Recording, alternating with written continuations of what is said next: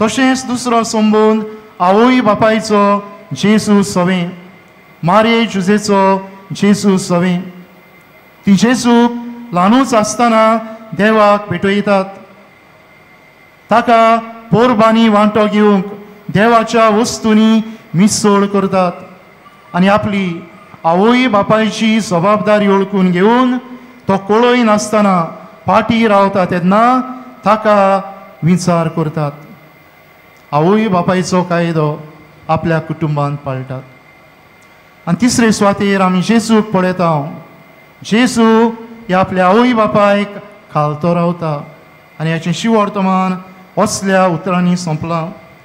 तो तांकां खालतो जालो आनी जाणवायेन, पिरायेन आनी कुरपेन देवा आनी मनशा मुखार वाडत गेलो. भाव भयणीनो, आयचो विशय आमकां क्रिस्ता सांगाता चलून बरो वाशाची यात्रेकारां जावंक आपयता. आनी आमचें मिसांव पयले सुवातेर आमच्या कुटुंबांत आमी फुडें व्हरचें म्हूण आयची परब आमकां उगडास करता.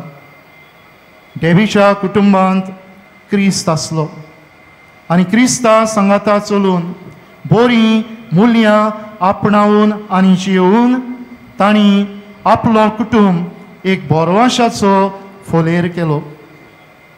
आमचेंय कुटुंब बोरवाशाचें जावंक देवाचें ह्या उत्सवीक वर्सा आमकां आपोवणी. आनी कुटुंबीक जिविताक आमचो पाप साहेब आमकां जायतें मार्गदर्शन दिता. अदी करून ही refers to 3 expressions that we need to use in our day-to-day life. केन्ना कोणूय कुटुंबांत बरें करता तो म्हणटा आमी थँक्स म्हणचें. जेन्ना कुटुंबांत आमी चुकता आमी काल्तिकायेन सॉरी म्हणचें. जेन्ना कुटुंबांत आमकां कोणाचोय उपकार जाय आमी प्लीज हें उतर वापरचें. हे भाशेन आमचो कुटुंबीक संबंद आमी मजबूत करचो.